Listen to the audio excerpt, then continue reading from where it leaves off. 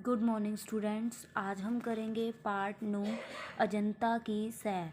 तो अजंता की सैर में 8/4 लोमड़ी कॉलोनी, अशोक विहार, दिल्ली, 16/5/2009। प्रिय मधु, नमस्कार। ये पत्र लिख रही है। देखो ये लिख रहा क्या लिखा है। 8/4 नीमड़ी कॉलोनी, अशोक विहार, दिल्ली, 16/5/2009 यानी कि 16 मई 2009। प्रिय मधु, अपनी सहेली जो किसको लिख रही है, मधु को लिख रही है। नमस्कार, नमस्ते कर रही है। तुम्हारा पत्र मिला, पढ़कर बहुत खुशी हुई कि तुमने दशहरे की छुट्टियों में खूब मज़े किए। भी तुम्हारा पत्र मिला मुझे, पढ़कर बहुत खुशी हुई कि तुमने दशहरे की छुट्टी में क्या है, बहुत मज़े किए हैं। और रोहित इस दशहरे की छुट्टियों में महाराष्ट्र गए थे अपने मामा जी के घर। मुझे शुरू से ही मूर्तियों, चित्रों और रंगों ने अपनी ओर आकर्षित किया है। मामा जी के घर जाने के पीछे एक कारण यह भी था, इस बहाने हम अजंता की गुफाओं की कलाकारी का आनंद ले लेते। कि अजंता की जो गुफाएं हैं उनकी कलाकारी, गुफाओं का मतलब जो गुफाएं हैं, कलाकारी मतलब इतनी कलाकारियाँ की हुई हैं उसमें, काफ़ी डेकोरेशंस कर रखी हैं, उसका आनंद ले लेते। हम सब परिवार रेलगाड़ी से मामा जी के घर जा पहुँचे। सब परिवार मतलब हम सारे जने गए थे और मामा जी के घर जा पहुँचे। मामी जी हमें देखकर बहुत खुश हुई। जो मामी जी हैं हमें देखकर क्या हुई, बहुत खुश हुई। और हम उन सब से मिलकर हम उनसे मिलकर भी बहुत खुश हुए। सुबह होते ही एक अलग सपनों की दुनिया में पहुंच गए। जैसे हम सुबह हुई और अलग सपनों की दुनिया में पहुंच गए। वह दुनिया थी अजंता की गुफाओं की दुनिया। वह कौन सी दुनिया थी? अजंता की गुफाओं की दुनिया थी। क्योंकि अजंता की गुफाओं में दीवारों, छतों पर सुंदर चित्र बने थे। मतलब दीवारों पे भी क्या है, सुंदर सुंदर चित्र बने हुए थे। जिस तरह की दुनिया हम आजकल देखते हैं। वहाँ शहर कस्बों की इमारतों की दीवारें आमतौर पर सपाट और कोरी होती हैं। मतलब बिल्कुल स्मूथली होती हैं, बिल्कुल प्लेन होती हैं और कोरी होती हैं, न्यू होती हैं। कोरी मतलब बिल्कुल न्यू होती हैं।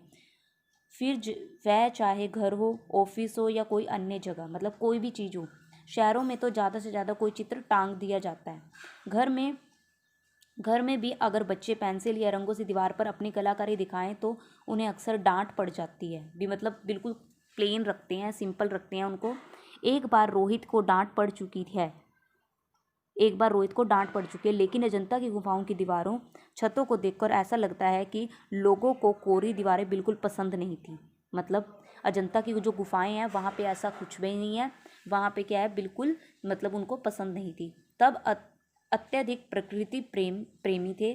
तब लोग, जो वहाँ के लोग थे, अत्यधिक प्रकृति प्रेमी, जो मतलब प्रकृति से प्यार करते थे, प्रेम करते थे। दरअसल अजंता की गुफाओं एक अत्यंत रमणीक जगह पर बनी है। एक रमणीक का मतलब कि मनोहर, सुंदर जगह पर बनी है।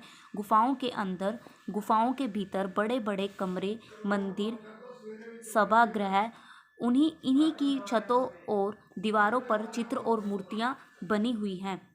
ये गुफाएं अलग अलग समय से बनी हुई हैं। कुछ गुफाएं 2000 साल पुरानी है। मतलब ये जो गुफाएं हैं ना वो अलग अलग समय से बनी हुई हैं।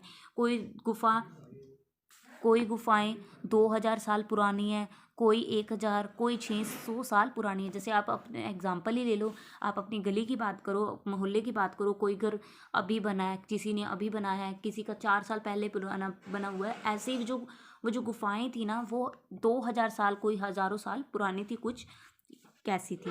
क्या तुम जानती हो कि ये गुफाएं किसने बनाई थी? क्या आप जानती हो कि किसने बनाई है? अजंता के आसपास के शहरों में जो धनी व्यापारी और किसान रहते थे, उन्होंने ये गुफाएं बौद्ध भिक्षुओं के रहने और उपासनाएं करने के लिए बनवाई थी। मतलब बौद्ध भिक्षुओं के रहने के लिए, मतलब वहाँ पे उनके लिए बनवाई थी। दरअसल बौद्ध भिक्षुओं को उन गुफाओं में रहकर पढ़ाना और ध्यान लगाना बहुत अच्छा लगता था, पसंद था। अजंता की गुफाओं में ये चित्र मूर्तियाँ किसने बनाई दी? अब ये बनाई किसने थी?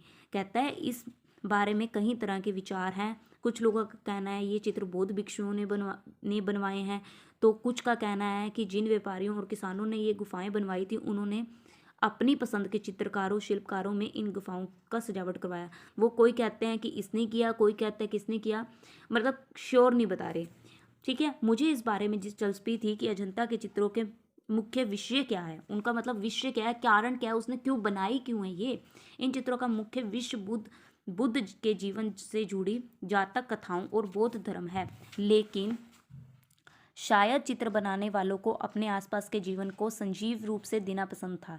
सजीव रूप मतलब कि हमारे पास जो सजीव वस्तुएं हैं जो चल फिर सकती हैं, मतलब चित्र को भी चलना फिरना वो कर रखा है। इसलिए चित्रों में जंगल, जानवर, लोग, राजा, रानी आदि को बखूबी चित्रित किया गया है। अजंता के चित्रों को देखकर एक और बात पता चलती है। हमें क्या बात पता चलती है कि यह कि उन दिनों लोग अपने जीवन के उसी बातों को बहुत लगाव रखते थे। भी वहाँ पे लोग जो हैं उन दिनों लोग अपने जीवन व उसकी बातों मतलब अपने पे ही वो करते थे। ठीक है, यह भी पता चलता है कि लोग लंबी और पतली आंख को सुंदर मानते थे। जिसकी लंबी आंख और पतली हो, ठीक है, उसे क्या मानते थे, सुंदर मानते थे। चित्रों से उस समय रहन सहन, पहनावे, हाव भाव आदि का पता चलता था। अभी चित्र बना दिया और उसे रहन सहन का पता चलता था। रोहित ने बताया अजंता में बने चित्रों के रंग खनिजों से बने हैं। ठीक है, खनिज मतलब जो खनिज पदार्थ होते हैं, मिनरल्स होते हैं, उनसे मिलकर बनी हुई हैं, इसलिए वे आज भी कुछ समय पुराने ही लगते हैं। चित्रों में लाल रंग के लिए गेरू,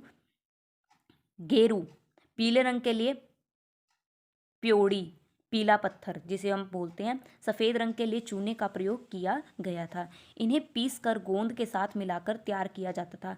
ये जो रंग है इनको पीस कर ना उसके साथ तैयार किया जाता था गोंद के साथ। नीले रंग के साथ लैपिज लजूली नाम के पत्थर का उपयोग किया जाता था। ठीक है, यह पत्थर अफगानिस्तान से मंगवाया जाता था, लेकिन इस नीले रंग का प्रयोग बहुत ज़्यादा नहीं है। नीला रंग का जो यूज़ है वो नहीं किया गया।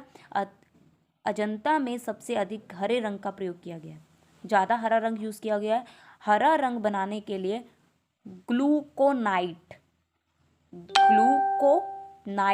नाम के पत्थर का प्रयोग किया गया है, जो आसपास के पहाड़ों पर मिल जाता था। कुछ रंगों को बनाने के लिए पौधों का भी प्रयोग किया गया है, मतलब रंगों को बनाने के लिए हमारे पौधों का भी यूज़ किया गया है। जैसे होठों के लिए लाल रंग, लेकिन यह लाल रंग तो अब उड़ गया है, मतलब ये जो यहाँ पे लाल रंग लगाया होगा ना, तो वो लाल रंग क्या है, उड़ गया है। पौधों से बनने वाले रंग जल्दी उड़ जाते हैं। पौधे से बनाया है तो पौधे से जलने वाले क्या होते हैं, जल्दी आपके उड़ जाते हैं। वास्तव में अजंता के चित्रों को कई लोगों ने मिलकर बनाया है। कुछ कलाकार केवल मानव आकृतियाँ बनाते थे तो कुछ जानवरों के चित्र भी बनाते थे, कुछ पेड़ पौधों के चित्र बनाते थे तो कुछ चित्रों में रंग भरने का काम करते थे। अजंता के चित्र अनेक कलाकारों की मिलीजुली प्रतिभा के उत्कृष्ट नमूने हैं। अजंता के चित्रों ने कलाकारी ने इन सभी का मन मोह ले लिया। जो अजंता में जो चित्र बने हुए हैं, इनकी गुफाओं में जो चित्र बने हुए हैं, इन्होंने सबका मन मोह ले लिया है। मतलब अट्रैक्शंस, मतलब उसका हमें जो चीज़ अच्छी लग जाती है हम कहते हैं मनमोहित है। ठीक है, वो हमारी संस्कृति कितनी समृद्ध है, अजंता की इस बात का प्रमाण है। अजंता की यादों को अपने मन में संजोए हम वापस आ गए तुम्हारी सहेली अनुपमा। ये कौन है, अनुपमा जो है लेटर लिख रही थी, पत्र लिख रही थी अपनी सहेली, किसको लिख रही थी, मधु को। ठीक है, तो देखो यहाँ पर शब्द अर्थ हैं आपके। शब्द अर्थ क्या है, रमणीक, रमणीक का मतलब होता है मनोहर। ठीक है, उसके बाद है उत्कृष्ट, श्रेष्ठ या फिर उत्तम। ठीक है, ये आपके प्रश्न वो हैं शब्द अर्थ हैं। तो